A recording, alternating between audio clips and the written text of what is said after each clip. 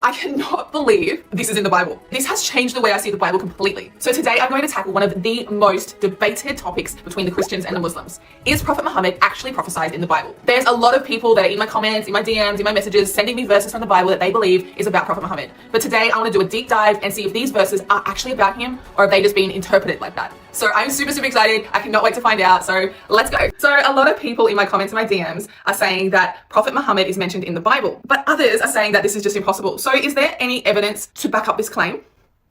Hi, Lily J. Yes, there are several verses in the Bible that many scholars and Muslims believe refer to Prophet Muhammad. One of the most famous references is in the book of Deuteronomy, chapter 18, verse 18, where God promises to send another prophet like Moses. The verse says, I will raise up for them a prophet like you from among their brethren, and I will put my words in his mouth. Hang on, I thought this verse was about Jesus. I hear so many Christians say that this verse is referring to Jesus. That's a common perspective among Christians. They believe this verse refers to Jesus because they see similarities in their missions. Okay, so what I just noticed is the very first part of the verse. It says, I will raise up for them a prophet like you.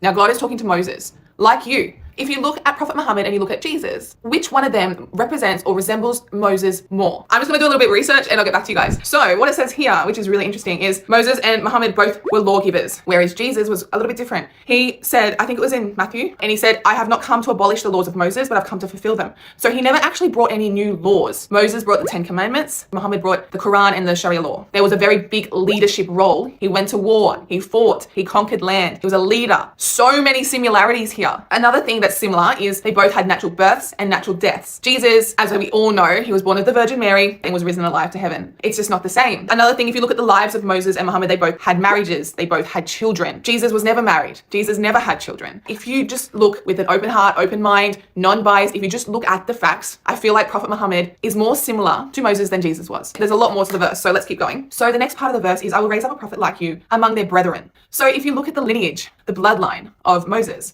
you can trace it back to Prophet Abraham. Abraham had two sons, right? He had Isaac and he had Ishmael. Now, Isaac is the bloodline of the Israelites, the bloodline of Moses, whereas the bloodline of Ishmael is where Prophet Muhammad comes from. Isaac and Ishmael are brothers.